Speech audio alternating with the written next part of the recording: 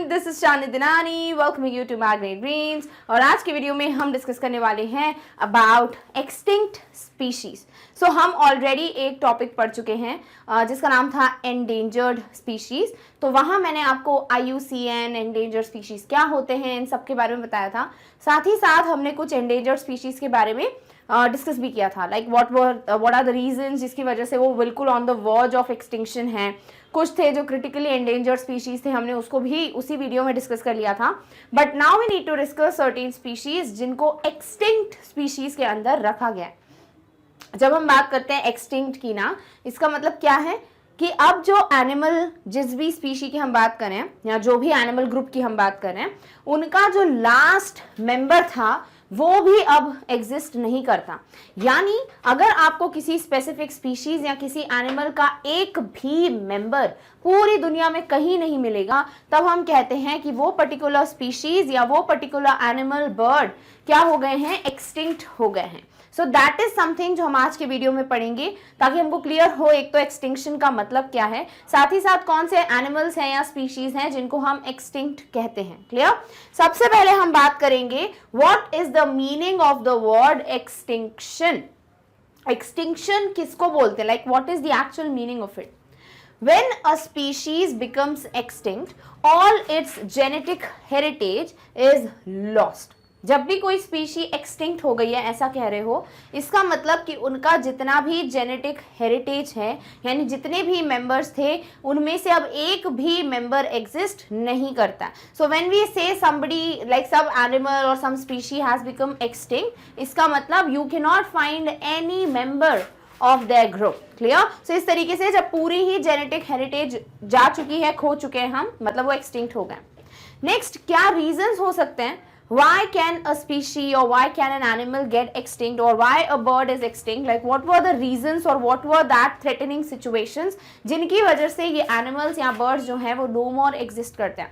So reason could be anything. This could happen naturally due to a change in the climate. हो सकता है कि क्योंकि climate, weather, इन सब में चेंजेस आ रहे हैं, इस वजह से जो एनिमल है, जो बर्ड है, वो नहीं सह पाए उस क्लाइमेट चेंज को एंड एक्सटिंक्शन हो गया। सो एक क्लाइमेट चेंज रीजन हो सकता है बहुत ज़्यादा टेम्परेचर बढ़ जाए जो कि सहनीय ना हो, जो कि बोल सकते हैं कि एनिमल अडेप्टेबल ना हो जिस टेम्परेचर के लिए, या फिर बहुत ज़्यादा हाई टेम्परेचर हो जाए and that is also something जो एक बहुत ज़्यादा एक्सट्रीम सिचुएशन है और एनिमल हैंडल नहीं कर पाए। सो इन दोनों ही सिचुएशंस में क्या हो सकता है, एक्सटिंक्शन हो सकता है। Second reason could be because of human activities, मतलब human beings have always been a danger for animals, birds और any species for that matter. Because पहले क्या होता था ना, बहुत ज़्यादा हंटिंग की जाती थी, राइट? बहुत ज़्यादा शिकार किया जाता था जानवरों का, और बिकॉज एनिमल्स को हंट करना है समथिंग जो वो वापस से तो अटैक करेंगे नहीं, so you can easily do that. So इस वजह से ये बहुत मज़ा आता था, एक हॉबी मानी जाती थी। एक जो जिसने भी सबसे बड़े एनिमल को कभी हंट किया हो तो एक बहुत ही ऊंचा एक दर्जा दे दिया जाता था कि वाह क्या काम किया। एंड दैट इज़ हाउ धीरे धीरे एनिमल्स की स्पीशीज़ या बर्ड जो भी हैं वो सब कम होते गए। एंड एक ये रीजन भी है कि ह्यूमन एक्टिविटीज जैसे ओवर हंटिंग, जरूरत से ज्यादा हंटिंग कर देना, या फिर एक और अभी हम रीजन पढ़ेंगे। सो ओवर हंटिंग की वजह से, या फिर हंटिंग इसलिए भी की जाती थी कि कुछ एनिमल्स या कुछ बर्ड्स के फेदर्स, हॉर्न्स, टस्क, ये सब बड़े काम के होते हैं and they were being sold. So इन सब का बिजनेस होता था एक तरीके से, and that's why also hunting की जाती थी। नेक्स्ट रीजन हो सकता है due to destruction of habitat. जब एक जंगल है जहाँ पर इतने टाइम से जानवर रह रहा है, animals are staying, birds are staying, और एकदम से खुद के पर्पस के लिए, खुद के एडवांटेज के लिए ह्यूमन बींग्स घर वर बनाना है, फ्लैट्स बनाने, बिल्डिंग बनानी, होटल्स बनाने हैं, अगर उसके लिए पूरा एरिया जो है वो क्लियर कर दें, सब पेड़ वगैरह काट दें, डिफॉरेस्टेशन एक बहुत ही एक्सटेंट तक कर दें, तो क्या होगा भाई, जो रहने की जगह है वो तो गई। एंड इफ द एनिमल्स और the birds do not have a place to stay, how will they survive. So इस तरीके से कुछ भी हो सकता है। It could be due to a sudden climate change, it could be due to over hunting, और it could be due to habitat loss that these animals or birds or the particular species has become extinct. Clear? All right. So इस तरीके से I hope ये clear हो गया आपको extinction का meaning क्या है। what is the actual definition and what can be the reasons. अब हम बात करेंगे of different animals and species or the birds जो कि extinct हो चुके हैं. एक bird जो है वो तो सभी को पता है, which is dodo the bird, right? मतलब अगर extinct animals की बात करते हैं, birds की बात करते हैं, dodo is the one जो सबसे पहले दिमाग में आता है, because we have read a lot about it. Even poetry वगैरह भी होती है, poems वगैरह भी होती हैं आपके syllabus में based on the bird dodo. Now let's begin with the very first animal या very first bird कहना चाहिए. The word is passenger pigeon. ठीक है, जो गाना है कबूतर जा जा, वो जो चिट्ठी वाला, इट इज नॉट दैट जिसकी हम बात कर रहे हैं, क्लियर. बट नाम क्या है? Passenger pigeon.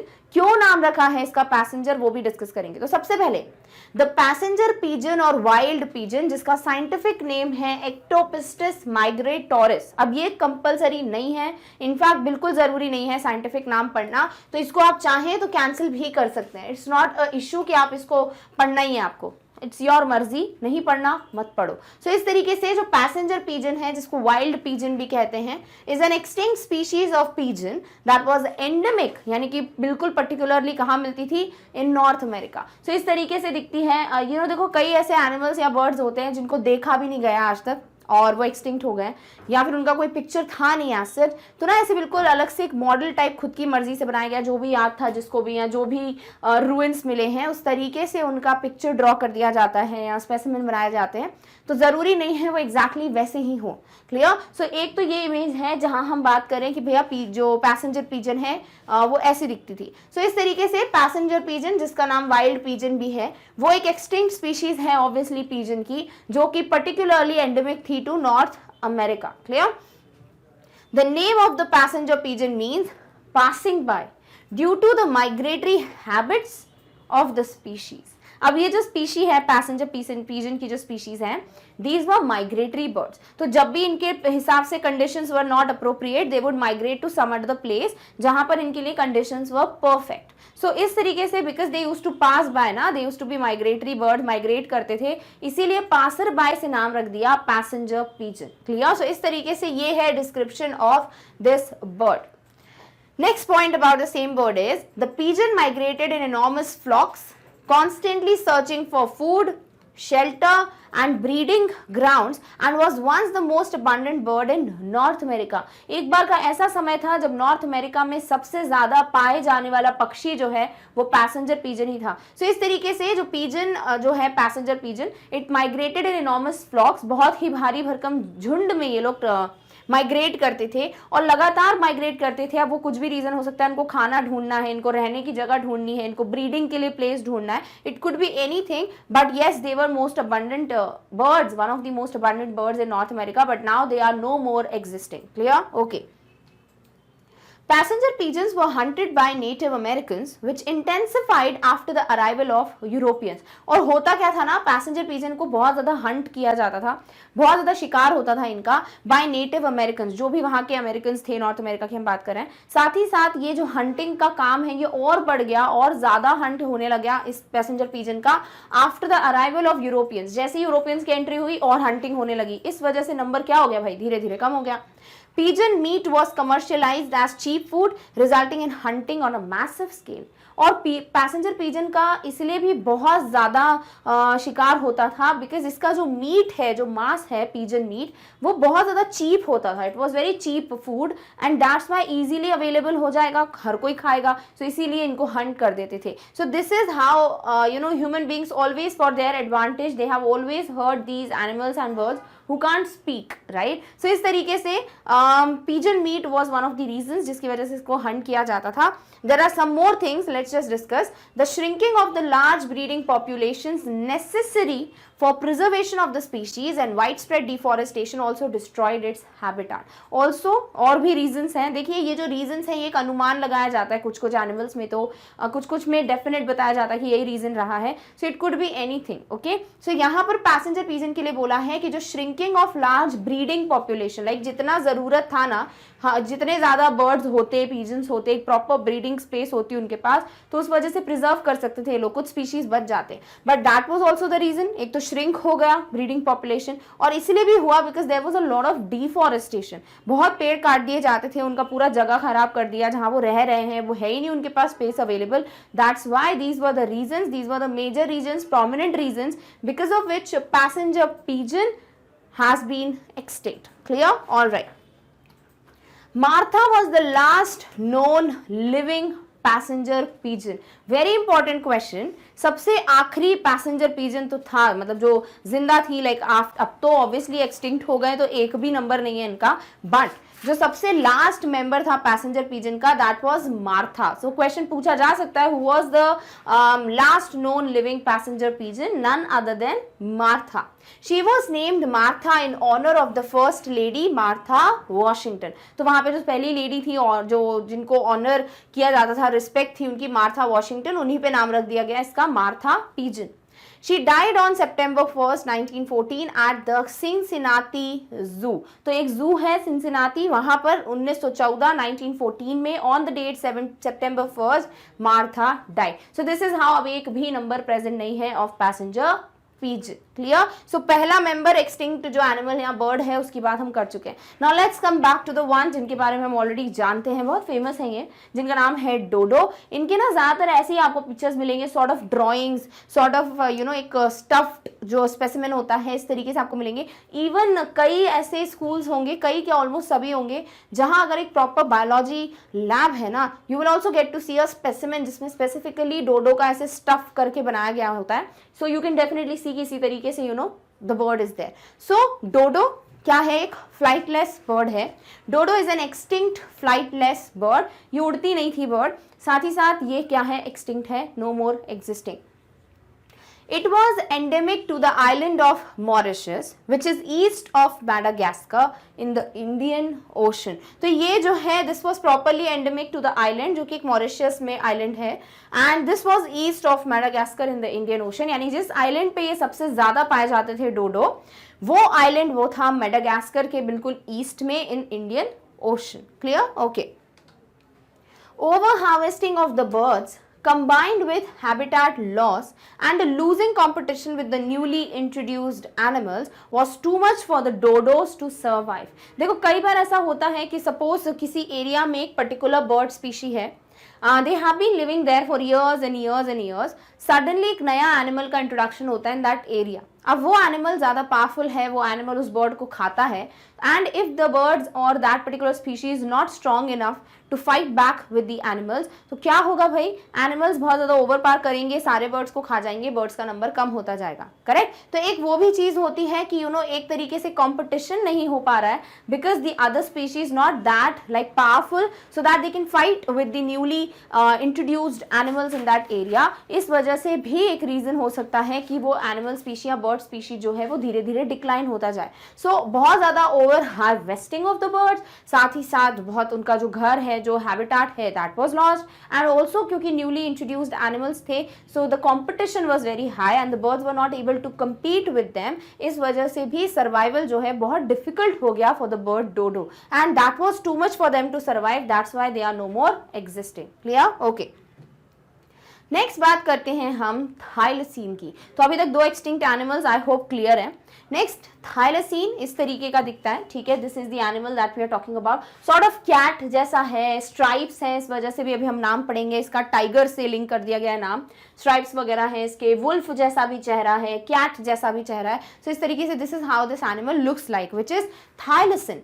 The thylacine is an extinct carnivorous marsupial that was native to the Australian mainland and the islands of Tasmania and New Guinea. अब देखो यहाँ पर क्या दिया गया है कि थाइलसीन जो है वो एक कार्निवोरस एनिमल था, सबसे पहली बात. दूसरी बात, ये ऑस्ट्रेलियन में ही सबसे ज्यादा पाया जाता था. It was native to Australian mainland और also this was found in Tasmania, New Guinea. अब तस्मानिया से आप इसका नाम भी जानेंगे. It is commonly known as Tasmanian tiger और द तस्मानियन वुल्फ. तो ये जो स्ट्राइप्स वगैरह हैं या जिस तरीके से इसका चेहरा है, the way it looks like and the way it was found in these areas, इस वजह से इसका नाम Tasmanian tiger, Tasmanian wolf भी है. So there is a possibility that you might get a question which is linked with thylacine, but नाम mention कर दिया है Tasmanian tiger या wolf. Don't get confused because all the three are only one animal, that is this particular one. Clear? Okay. Intensive hunting encouraged by bounties is generally blamed for its extinction. बहुत बहुत ज़्यादा hunting होना, बहुत ज़्यादा शिकार किया जाता था थाइलेसीन का, that was one prominent reason जिसकी वजह से ये एक्सटिंक्ट हो गए. But other contributing factors may have been disease, the introduction of dogs and human encroachment into its habitat. देखो कहीं पे भी नहीं लिखा है कि वर रीजंस, लाइक यही थे reasons. See what is mentioned यहाँ पे, but other contributor factors may have been. ये मे वर्ड जो है ना वो शायद के लिए यूज किया जाता है ना. मतलब there is a strong possibility कि ये भी फैक्टर्स हो सकते हैं for the extinction of thylacine, like the major reasons, but it is also a possibility कि ऐसा ना हो. करेक्ट. सो थाइलेसीन जो है ऐसा भी कहा जाता है कि हो सकता है किसी बीमारी की वजह से इनका नंबर कम होने लगा, हो सकता है बिकॉज डॉग्स की एंट्री हो गई तो एक कंपटीशन हुआ होगा तो इस वजह से इनका नंबर कम हो गया. साथ ही साथ हो सकता है कि क्योंकि ह्यूमन बींग्स इनके हैबिटेट को इंक्रोच कर रहे थे, बार बार हैबिटेट क्लियर करना, उनकी जगह जो है वो कम होती जा रही है, so they were not able to live. ठीक है. सो इसीलिए इनका existence became difficult and therefore thylacine are no more seen, they are no more existing. Clear. Okay. Next बात करते हैं पायरेनियन आइबेक्स की. So this is how the animal looks like. ठीक है, इस तरीके का ये दिखता है, बहुत अलग सा ही इसका अपीयरेंस है, हॉर्न्स वगैरह देखो. So it's easy. ठीक है. साथ ही साथ आपको ना एमसीक्यूज जब मिलेंगे नेक्स्ट वीडियो में, यू कैन एक्सपेक्ट, बहुत बड़ी पॉसिबिलिटी है that you get the picture of the animal और the bird and the question can be asked, बताओ ये एनिमल या बर्ड एक्सटिंक्ट है, वल्नरेबल है, थ्रेटेंड है, एंडेंजर्ड है, क्रिटिकली एंडेंजर्ड है, सेफ है, anything could be asked IUCN के हिसाब से. राइट. सो इसीलिए अगर किसी का बहुत स्पेसिफिक क्लियर डिस्टिंक्शन कर सकते हो with the help of the image और the drawing, please do that. So इस तरीके से नेक्स्ट जो एनिमल है वो है पायरेनियन आइबेक्स. वो most common in the Cantabrian mountains. अब यहाँ पे जो आई लिखा है ना, इट शुड बी स्मॉल. हाँ, स्पीशी का नाम है तो ये नहीं हो सकता capital, so that is something जहाँ पर एक प्रिंटिंग एरर है, बट ठीक है, ऑल राइट. सो यहाँ पर छोटा आई आएगा, इट कैन नॉट बी बड़ा कैपिटल आई, बिकॉज आइबेक्स पता है, मतलब जिनको पता है कि जीनस स्पीशीज के नाम होते हैं, genus is with capital letter और स्पीशी हमेशा स्मॉल लेटर से लिखते हैं, तो इतना इन्फॉर्मेशन इट्स ओके. सो इस तरीके से पायरेनियन आइबेक्स जो है वो सबसे कॉमन कैंटेब्रियन माउंटेन्स में पाए जाते थे, southern France and the northern Pyrenees. तो ये बहुत सारी सी जगह हैं जो हमको नाम भी नहीं पता होंगे. ठीक है. So they were found in Cantabrian mountains, southern France and northern Pyrenees. So they were very frequently found here. These decreased rapidly in 19th and 20th centuries due to hunting pressure. क्योंकि again वही देखो, हर जगह आपको यही दिखेगा कि human beings की वजह से ही इनका नंबर जो है बहुत ज़्यादा डिक्लाइन हुआ है. Right. So because hunting pressure was increase, बहुत ज़्यादा शिकार होने लगा था इनका, दैट वॉज द रीजन जिसकी वजह से इनका नंबर जो है वो कम होता गया. इवन इन 1920 सेंचुरी के दौरान इनका नंबर डिक्लाइन होता गया. Done. Okay. Next is competition with domestic and wild ungulates also contributed to the extinction of the Pyrenean ibex. Also there were introduction of domestic and wild ungulates. तो ये जो animals हैं इनके साथ भी एक competition बढ़ गया इनका, and they were not able to fight back, they were not able to survive इतना ज़्यादा frequently. इसीलिए also like the competition was also one more reason जिस वजह से इनका नंबर कम होता गया and they became extinct. Clear? Okay. Introduction of non-native wild ungulate species in areas occupied by the ibex increased the grazing pressure as well as the risk of transmission of both native and exotic diseases. देखिए कई बार ऐसा होता है कि कई बार क्या obviously ऐसा होगा, जैसे देखो एक एरिया है, ठीक है, वहाँ पे पहले कोई एनिमल था या कोई ग्रुप था जो कि ग्रेजिंग करते थे, घास वगैरह खाते थे.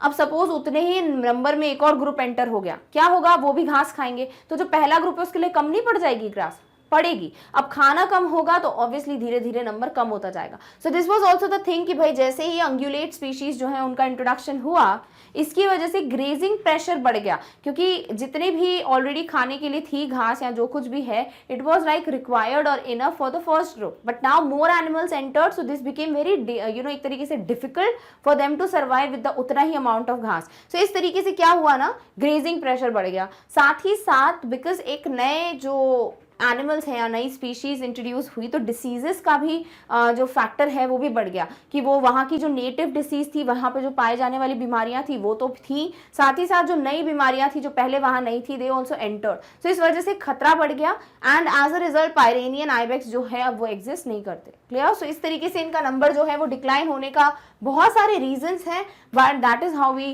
गेट टू नो कि हो सकता है इस रीजन की वजह से हो सकता है ये भी एक रीजन रहा हो, बिकॉज एक ही रीजन की वजह से पूरा नंबर कम हो जाना is not that easy. Clear? Okay. Some hypothesis, देखो हाइपोथीसिस का मतलब क्या होता है कि एक ना बस मनगढ़ंत है, ठीक है, ऐसा माना जाता है, it's not the perfect fact, ठीक है, सो तब हम कहते हैं हाइपोथीसिस। सो इसके हिसाब से this also includes the inability to compete with other species for food, infections, diseases, poaching. तो देखो ये भी कहा जाता है कि there have been so many reasons, hypothesis ये भी कहता है, मानते हैं, अनुमान भी लगाया जाता है कि हो सकता है इन एनिमल्स में वो एबिलिटी नहीं थी to fight with other species for food, तो खाने के लिए वो इतना प्रॉपरली फाइट नहीं कर पा रहे थे बाकी लोगों के साथ, तो खाने की कमी हो गई तो नंबर कम हो गया। साथ ही साथ डिसीजेस का आना, पोचिंग बढ़ जाना, everything was a prominent reason for this particular animal to not exist at present time. So इस तरीके से इनका नंबर जो है वो धीरे धीरे कम हो गया एंड नाउ एक भी नंबर जो है वो बड़ा नहीं, मतलब एक बच्चा नहीं है। Clear? Okay. Next animal is Steller sea cow which is the next one जो कि एक्सटिंक्ट स्पीशीज की लिस्ट में आता है। So Steller sea cow was a very large aquatic mammal. तो इस तरीके से कुछ दिखता था, ये मैमल है, एक्वाटिक मैमल है, और एक बहुत बड़ा एक्वाटिक मैमल जो है ये रहा है। It inhabited near shore areas of Commander Islands in the Bering Sea. तो जो बेरिंग समुद्र है, सी है, वहां पर एक कोमंडर आइलैंड्स हैं, वहां पर ये एनिमल पाया जाता था। Steller sea cows were wiped out by hunters. सबसे पहली बात, हंटिंग या शिकार करने को सबसे प्रोमिनेंट रीजन माना गया है, because of which Steller sea cow का नंबर कम हो गया। So hunting is one prominent reason. Its extinction resulted from a sea urchin population explosion triggered by extirpation of local sea otter population that eliminated the shallow water helps on which sea cows fed। क्या बोला जा रहा है यहाँ पे, ये जो sea cow है they fed on some kelps, ठीक है। अब ये जो है कम हो गया, कैसे कम हो गया, बिकॉज एक सी अर्चिन पॉपुलेशन बढ़ गई थी and because of which there were like local sea otter population भी सब बढ़ गए बाकी एनिमल्स के, और ये बाकी स्पीशीज जो है they also fade on this kelps. अब ये कैल्प्स जो खाने की चीज है, मतलब जो सी में पाई जाती है, अब ये इनका भी खाना है, अब ये खाना कम हो गया जिसकी वजह से सी काउस जो है इनका भी नंबर कम होने लगा and that is the reason Steller sea cow या सी काउ जो है they are no more existing. So इनका नंबर जो है वो इसलिए भी कम हुआ है क्योंकि hunting was one reason. Second reason was कि अर्चिन, सी अर्चिन पॉपुलेशन बढ़ गया, उनकी वजह से वाटर कैल्प का जो अमाउंट था यानी कि जो खाना था इनका वो भी कम हो गया एंड दैट इज वाई इसका नंबर जो है वो और ज्यादा कम हो गया। Clear? Okay. Sea cows were massively and wastefully overexploited, being hunted a lot. Also they were overexploited. एक हद होती है, लाइक अगर आप थोड़ा बहुत हंट कर रहे हैं तो एक नंबर थोड़ा एटलीस्ट मेंटेन रहता, बट देवर लाइक एक ओवर हंटिंग चल रही थी, जरूरत से ज्यादा हंट किया जा रहा था इनको and that is the reason which is because of which Steller sea cow were not found, like their number decline. Clear? Okay.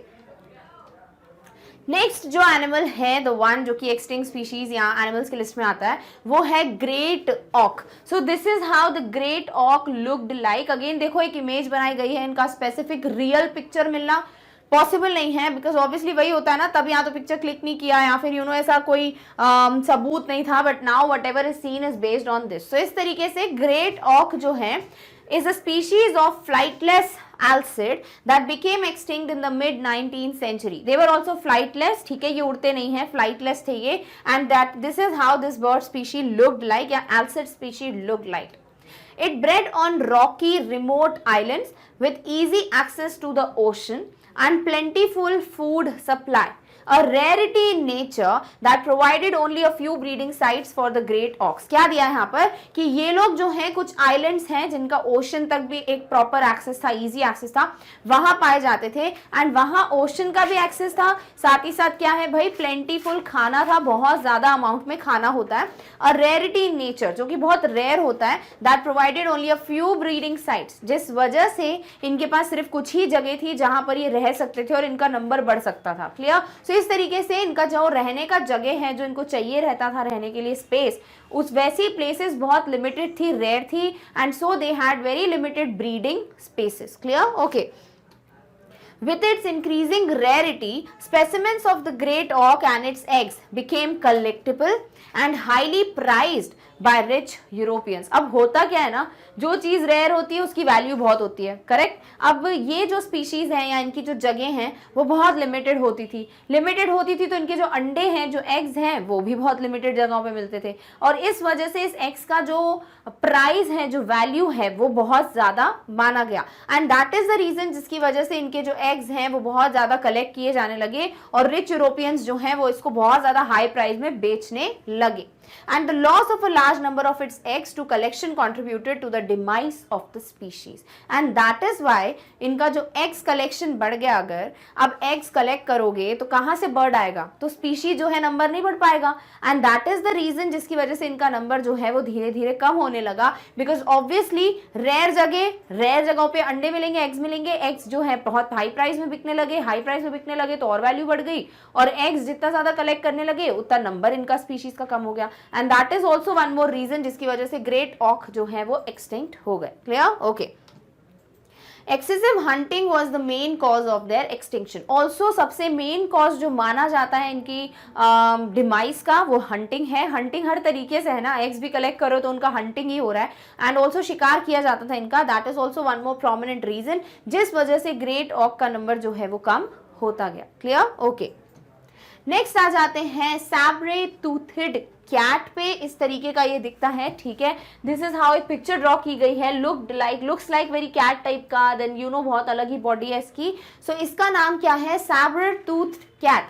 Saber tooth cat also called sabre tooth tiger और sabre tooth lion. इसको सब कुछ बोला गया because देखो इसकी जो appearance है वो मिलती भी है बहुत एनिमल से, राइट। सो इसको sabre tooth cat, lion, tiger तीनों नाम दिए गए हैं। It is extinct cat like carnivores. ये कैट की तरह दिखने वाले कार्निवोर्स हैं और ये एक्सटिंक्ट हो चुके हैं। इनका नंबर अब बिल्कुल भी एग्जिस्ट नहीं करता।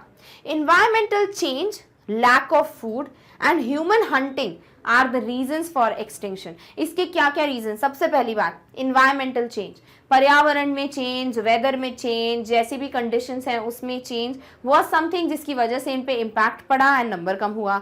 Second thing is lack of food, खाने की कमी वॉज द अदर रीजन जिनकी वजह से इनका नंबर जो है कम होता गया।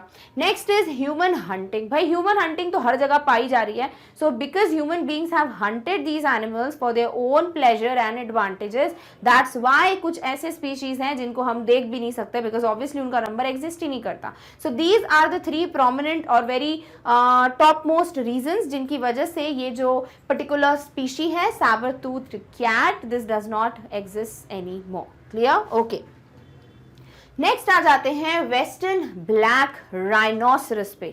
तो this is how western black rhinoceros looks like and ये भी अब एक्सटिंक्ट है। So the western black rhinoceros या फिर इसको कहा जाता है West African black rhinoceros is an extinct subspecies of the black rhinos, यानी कि ब्लैक राइनोस का सब स्पीशी है ये, ठीक है। और स्पेसिफिकली ये वेस्टर्न ब्लैक राइनो या वेस्टर्न अफ्रीकन ब्लैक राइनो कहलाता है and these are no more existing, they are extinct.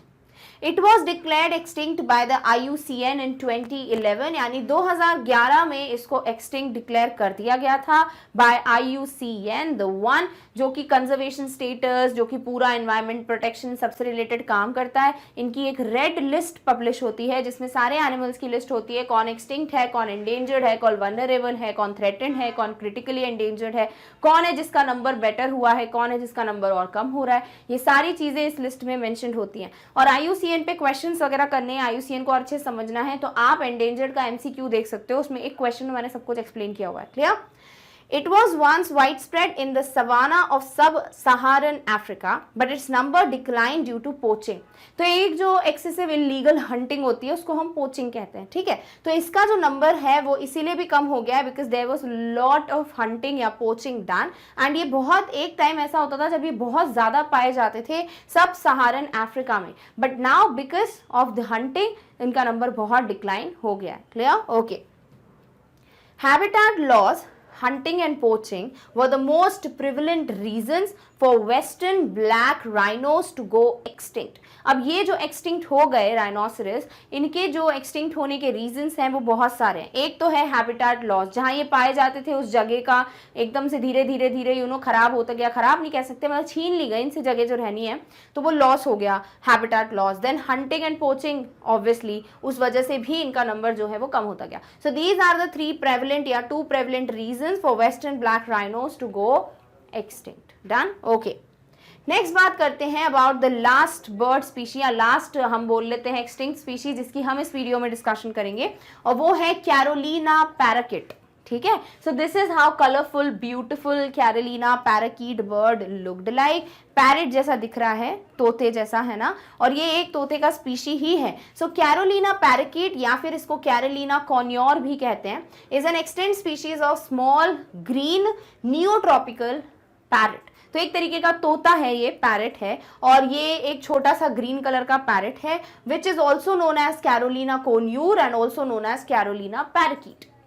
The Carolina parakeet was found from southern New York and Wisconsin to Ketchonki, Tennessee and the Gulf of Mexico. तो ये बहुत जगहों पे पाया गया है. ये सदर्न न्यूयॉर्क में मिला है, मतलब जब ये एग्जिस्ट करता था. विस्कॉन्सिन में this was found, Tennessee in gulf of Mexico, everywhere it was wide spread, but now it's extinct. Clear. Okay. To make space for more agricultural land, large areas of forest were cut down, taking away its habitat. एक जो होता था ना कि मतलब बहुत ज़्यादा इनको एग्रीकल्चर के लिए लैंड बनाना है, खेती करनी है, तो इस वजह से इन्होंने इनका जो फॉरेस्ट है, जो जंगल है जहाँ पर ये पैरेट्स पाए जाते थे, उसको क्लियर कर दिया, ट्रीज वगैरह काट दिए, पूरा बैरन लैंड हो गया. अब उस पर इनको एग्रीकल्चर करना है, लाइक फार्मिंग करनी है. सो इस तरीके से इनका जो घर है वो तो छिन गया, एंड हैबिटेट लॉस की वजह से दीज बर्ड्स और या फिर जो कैरोलिना पैराकिट है, इसका नंबर भी डिक्लाइन होने लगा. They were killed in large numbers because farmers considered them a pest. Also farmers इसको एडवांटेजेस भी मानते थे, मतलब इसका बेनिफिट भी मानते थे, बट साथ ही साथ इसको एक पेस्ट की तरह कंसिडर करते हुए कि भाई इनके क्रॉप्स को खराब कर रहा है, इसको किल कर दिया जाता था. और ये भी एक रीजन था जिसकी वजह से नंबर जो है वो कम होने लगा कैरोलिना पैराकीट का. Clear. Okay. A factor that contributed to their extinction was the unfortunate flocking behavior that led them to return immediately to a location where some of the birds had just been killed. और इनका जो एक factor था या इनका जो एक आदत था वो था फ्लॉकिंग बिहेवियर. एक झुंड में, फ्लॉक में दे यूज टू फ्लाई समवेयर, और ये एक ऐसी जगह पे रुकते थे जहां पर वैसे भी बहुत सारे बर्ड्स को किल किया जाता है, एंड एज अ रिजल्ट इनको भी किल किया जाता था. सो इसकी वजह से इनको किल करना, हैबिटेट लॉस होना, पेस्ट की कंसिडर करके मारना, all these reasons contributed to the decline of this bird which is Carolina parakeet. Clear. Okay. This led to even more being shot by hunters as they gathered about the wounded and dead members of the flock. Also ये जो ये क्या करते थे, देखो Carolina parakeet जो है वो ऐसी जगह पे पहुंच जाते थे उड़ उड़ के जहां पर ऑलरेडी बहुत सारे बर्ड्स को किल कर दिया गया है. अब उन बर्ड्स की डेड बॉडी के अराउंड ये लोग जो है इकट्ठा हो जाते थे. They used to gather around wounded या डेड मेंबर्स. अब इस जगह पे जैसे ही वो आते थे तो हंटर्स क्या करते थे, इनको भी शूट कर देते थे, इनको भी किल कर देते थे. सो ओवरऑल हंटिंग की वजह से इनका नंबर गिरता गया. Clear. Okay. So first question है, which of the following is an example of an extinct animal?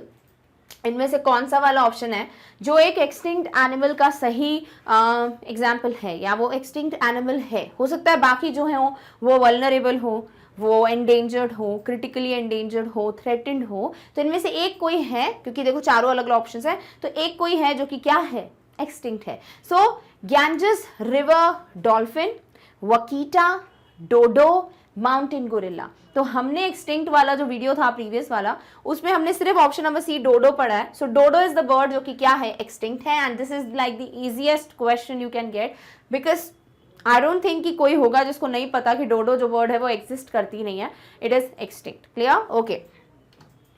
Second question है, blank is the extinct species of small green neotropical parrot. इनमें से कौन सा ऑप्शन है जो कि एक स्मॉल ग्रीन नियोट्रॉपिकल पैरेट का सबस्पीशी है और साथ ही साथ ये एक्सटिंक्ट हो चुका. तो प्रीवियस वीडियो में जो हमने सबसे लास्ट एनिमल या कहना चाहिए लास्ट बर्ड जो हमने डिस्कस किया था एक्सटिंक्ट स्पीशीज में, वो एक पैरेट था, है ना? तो वो कौन सा वाला है? So is it Carolina parakeet, is it Irrawaddy dolphin, is it giant Panda, is it black spider monkey? मतलब सबसे पहली बात तो ये क्वेश्चन इसलिए भी इतना आसान हो जाता है बिकॉज बाकी 3 पैरेट है ही नहीं, option B C D parrots थोड़ी है। बट अगर हो सकता था आपको यहाँ इरावदी जायंट पांडा की जगह कोई और नाम वकीटा, और यहाँ पर आपको स्पाइडर, ब्लैक स्पाइडर दे देते, स्पाइडर भी नहीं देते यार, मतलब आपको तो क्लियर हो जाता है कि पैरेट नहीं है। चलो एक ऐसे रख लेते हैं। सो फिर थोड़ा कंफ्यूजन हो सकता था कि भाई कौन सा पैरेट का स्पीशी है। सो बहुत आसान है, ऑप्शन नंबर ए जो है कैरोलिना पैराकीट, ये एक ऐसा स्पीशी है जो कि एक पैरेट का स्पीशी है, small green new tropical parrot, और इसको एक्सटिंक्ट माना गया है। सो नो मोर इसका कोई भी नंबर एग्जिस्ट करता है। क्लियर? ओके। थर्ड क्वेश्चन है, for which of the following species the reason of extinction is also considered the sea urchin population explosion? तो हमने एक डिस्कशन किया था इन द प्रीवियस वीडियो जहां हम बात कर रहे थे कि इनमें से एक कोई है जिसका जो डिक्लाइन हुआ है नंबर में, वो फॉर श्योर हंटिंग पोचिंग वगैरह तो था ही साथ बिकॉज एक सी अर्चिन पॉपुलेशन बढ़ गया। तो ये जो वाटर कैल्प्स होते हैं जिनको इनमें से कोई एक ऑप्शन जो है वो खाता है, तो उसका नंबर जो है, इनका नंबर बढ़ा तो वाटर कैल्प ये भी खाने लगे। अब खाने लगे तो वाटर कैल्प का नंबर खत्म हो गया, कम हो गया तो ये जो पर्टिकुलर स्पीशी है वो भी सर्वाइव नहीं कर पाया बिकॉज इनका खाना जो है वो कम पड़ रहा था। करेक्ट? सो वो कौन सा पर्टिकुलर स्पीशी है या एनिमल है या जो भी है जिसका जो एक्सटिंक्शन है उसका एक रीजन सी अर्चिन का पॉपुलेशन बढ़ना भी माना जाता है। So is it Bornean orangutan, is it giant tortoise, is it Javan rhino, is it Steller sea cow? कौन सा पढ़ा था हमने प्रीवियस वीडियो में? Obviously Steller sea cow. हो सकता है आपको सी काउ भी दे दे नाम, स्टेलर तो इसको दे दिया गया है नाम। So option number D Steller sea cow या फिर sea cow is the correct answer of this particular question. Next आ जाते हैं फोर्थ क्वेश्चन पे, जहां वर्ड है the name, like the question is the name of which extinct species means passing by. इनमें से कौन सा वाला एक्सटिंक्ट स्पीशी है जिसके नाम का मतलब पासिंग बाय होता है? Is it jaguar, is it marine iguana, is it passenger pigeon, is it Arctic wolf? So बड़ा आसान है। एक इनमें से ऐसा बर्ड है जिसके बारे में हमने पढ़ा था, ये सबसे पहला हमने यही डिस्कस किया था प्रीवियस वीडियो में, जो माइग्रेट करते हैं, उनका जो एक फ्लॉक में माइग्रेट करने का आदत है, उस पे डिपेंडेंट इनका नाम जो है वो पासर बाय रख दिया गया था। सो ऑप्शन नंबर सी जो है वो है पैसेंजर पीजन, जिसका नाम जो है वो पासिंग बाय है, पासिंग बाय पीजन। साथ ही साथ ये एक्सटिंक्ट है, इनका कोई नंबर अब नहीं बचता है। क्लियर? ओके। नेक्स्ट है the name of which of the following extinct animal is Tasmanian tiger. तो हमने एक इमेज भी देखा था जहां मैंने आपको बताया था कि इसके स्ट्राइप्स हैं तो इसको तस्मानियन टाइगर भी कहा जाता है। साथ ही साथ ये वुल्फ जैसा भी दिखता है तो तस्मानियन वुल्फ, साथ ही साथ कैट जैसा भी दिखता है। ठीक है, सो इस तरीके से हमने डिस्कस किया था। So which one it is pronghorn, is it thylacine, is it white rhino, is it macaw? तो thylacine is the correct answer because इनका जब हमने डिस्कशन किया था तब हमने देखा था, इमेज में ही समझ आ रहा था कि ये टाइगर जैसा, वुल्फ जैसा है अपीयरेंस में। सो आंसर जो है वो है ऑप्शन नंबर सी थाइलसीन, जिसको तस्मानियन टाइगर के नाम से भी जाना जाता है। क्लियर? ओके। सिक्स्थ क्वेश्चन पे आते हैं, which of the following is the species of flightless alcid that became extinct? इनमें से कौन सा वाला एग्जाम्पल जो है या स्पीशी जो है वो एक फ्लाइटलेस एल्सिड है और वो एक्सटिंक्ट हो चुका है? ठीक है, is it the great auk, is it albacore tuna, is it narwhal, is it Pacific salmon? Did we read about any one of these? Yes we did discuss about option number A the great ऑक।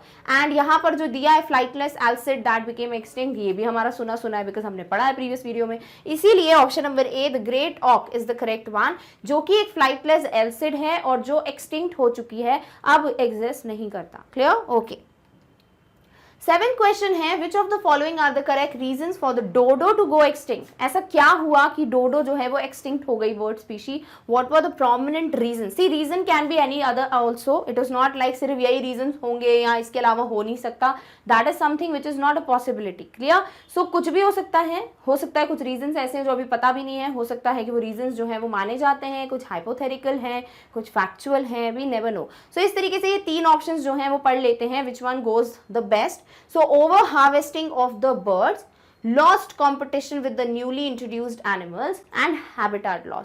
तो तीनों के तीनों reason हमने previous video में पढ़े थे जब हम डोडो डिस्कस कर रहे थे। So all of the above are the correct reasons because of which dodo went extinct. Also there can be any other reason too, but these are also one of those. Clear? So answer जो है वो क्या है? Obviously option number D, all of the above are the reasons जिसकी वजह से डोडो जो है वो एक्सटिंक्ट हो गई। क्लियर? ओके।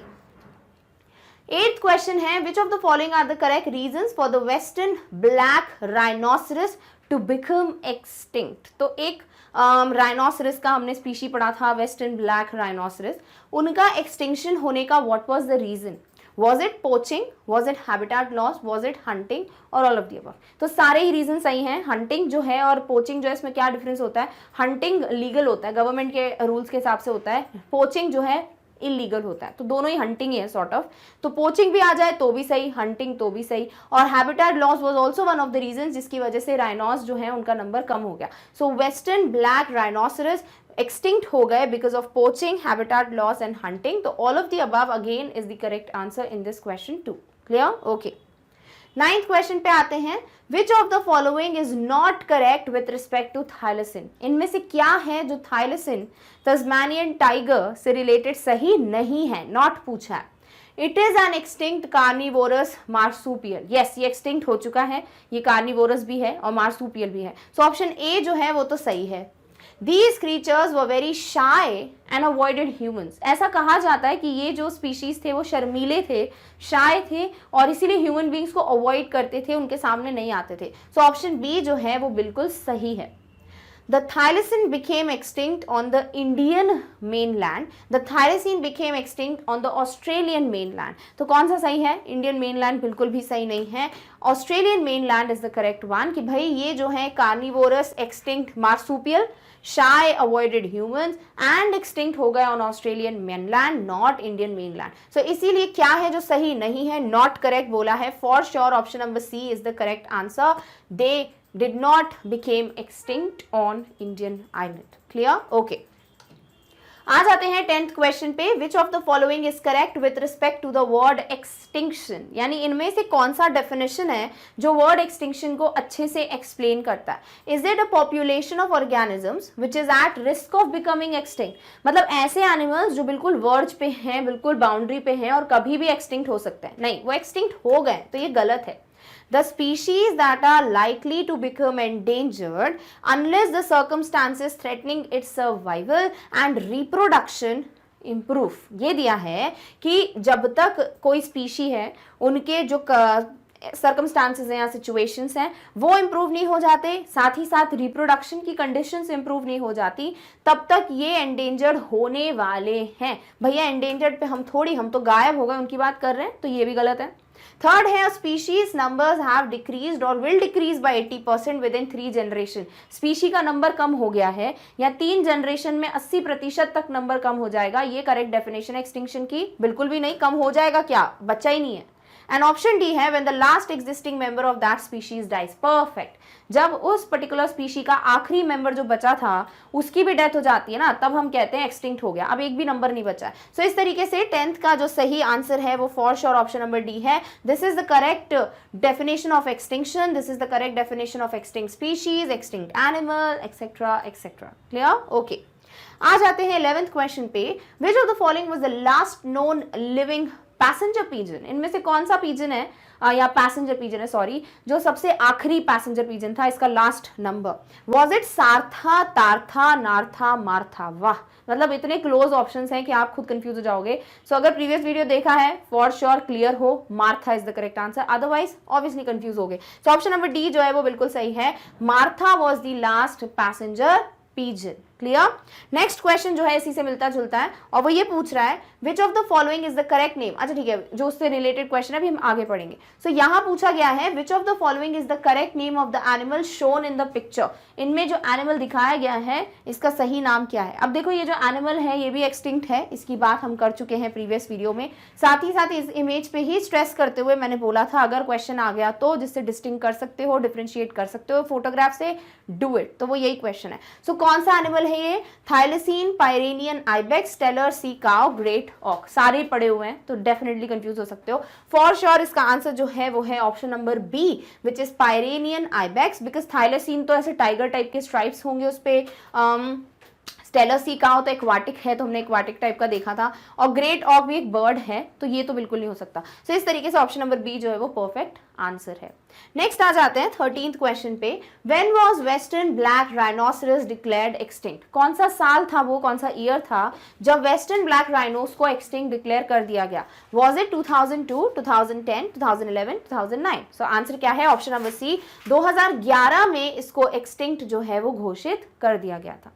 नेक्स्ट आ जाते हैं 14th क्वेश्चन पे। When did Martha the last passenger pigeon die? मैंने बोला ना अभी उससे मिलता जुलता क्वेश्चन आने वाला है, तो यही है, कब मार्था या लास्ट पैसेंजर पिजन जो है उसकी डेथ हो गई थी? Was it September 1st 1910, September 1st 1912, September 1st 1914 या सेप्टेम्बर 1st 1915? सो यहाँ पर सेप्टेम्बर 1 तो सेम रहने वाला है फॉर श्योर, हमको पता है, बट बाकी ईयर्स में जो हमने पढ़ा था वो क्या है? Option number C, 1914 was the correct, 1914 बोला भी था मैंने, वॉज द करेक्ट ईयर जिसमें पैसेंजर पिजन, जो लास्ट पैसेंजर पिजन है मार्था, उसको एक्सटिंक्ट देखा गया या वो इट डाइड। क्लियर? ओके। आ जाते हैं लास्ट और फाइनल क्वेश्चन पे, which is in which year the last dodo was seen? कौन सा साल था जिसमें आखिरी बार डोडो को देखा गया था? Was it 60, 65, 62, 64, 65? इसका आंसर जो है वो है ऑप्शन नंबर बी, 62। कहीं कहीं पे 63 भी दे देते हैं, तो ये दोनों के बीच में फाइट है कि 63 है कि 62 है। So whatever you get as an option, please go with that. So 62 is the one जो यहाँ पर सबसे करेक्ट आंसर है कि last dodo was seen in this year. So with this we have completed the 15 questions जो कि extinct species पे based हैं। आई होप आपका रिवीजन भी हो गया, साथ ही साथ आपको एक अच्छी तरीके से पता चल गया कि क्वेश्चंस कैसे एक्सपेक्ट कर सकते हो। So this is how you have to be very clear and prepared with this topic. Done? Okay. So with this we have finally completed the topic, but there is one more thing that we need to discuss। और वो ये है कि आपको सबको पता है कि किंडरगार्टन से क्लास 12 तक जो बेसिक सब्जेक्ट नॉलेज के वीडियोस हैं वो तो आपको मिलते ही हैं मैग्नेट ब्रेन्स पे, साथ ही साथ ये सब कुछ फ्री ऑफ कॉस्ट मिलता है, टॉप नॉच क्वालिटी का मिलता है, बट आपके पास और भी ऑप्शंस हैं जो आप वही टॉप नॉच क्वालिटी और फ्री ऑफ कॉस्ट के साथ पढ़ सकते हैं। और वो ये है कि आपको अगर NTSC की प्रिपरेशन करनी है वो भी अवेलेबल है हमारे चैनल पे। आपको ओलंपियाड प्रिपेयर करना है, गो फॉर इट। ऑल्सो अगर आपको एग्जाम्पलर वीडियोस चाहिए, आपको one shot revision, multiple choice questions, extra learning, activity series, etcetera etcetera, जो भी चाहिए ना आपको, everything is available on our channel. And किसी भी चीज के लिए आपको कुछ भी चार्ज नहीं मांगा जाएगा। सो इफ यू फील आपको इन सब चीजों का फायदा उठाना चाहिए because they are very very important for your growth, then please do visit the website of our channel, because वहां पर बहुत आसान हो जाता है आपके लिए to explore every option. What you have to do is just go to Google, type magnetbrains.com। जैसे ही जाओगे magnetbrains.com पे ये जो पेज है वो डिस्प्ले होगा। अब इस पेज पे ध्यान से देखो, आपको सब कुछ वही मेंशन है जैसे मैंने आपको बोला। So whatever you want to study just click on it, NTSC, olympiad, classes, exemplar, etcetera. For example आप क्लास 8 जनरल नॉलेज का कोई वीडियो देखना चाहते हो, क्या करोगे? क्लास 8 पे क्लिक करो, सारे सब्जेक्ट्स डिस्प्ले होंगे, just look for general knowledge. नहीं दिख रहा है कोई बात नहीं, आपको स्क्रॉल करना है and you will get class 8 GK just here. जैसे ही देखो इस सब्जेक्ट को क्लिक कर दो, क्लिक करने के बाद आपके पास सारे टॉपिक्स की लिस्ट आ जाएगी। क्लिक ऑन द टॉपिक जो आप पढ़ना चाहते हो। फॉर एग्जाम्पल आप पढ़ना चाहते हैं सिलेबस ओवरव्यू, क्या करोगे? सिलेबस ओवरव्यू पे क्लिक करो, वीडियो जो है वो आपके सामने आ जाएगा। So this is how easy it is, just go for it, make notes, make the notes of all the topics जो पढ़ने वाले हो, and once you are done with this click on the cross icon so that आपके पास वापस topics की list आ जाए। Click on the topic to get the video. If you feel आपको और भी ऑप्शंस एक्सप्लोर करने हैं, वो क्लास के हो, वो सब्जेक्ट के हो, वो टॉपिक के हो, click on the back button, follow the same steps and get the video. So this is how easy it is, just go and visit the website so that you can explore so many options. Done? Okay.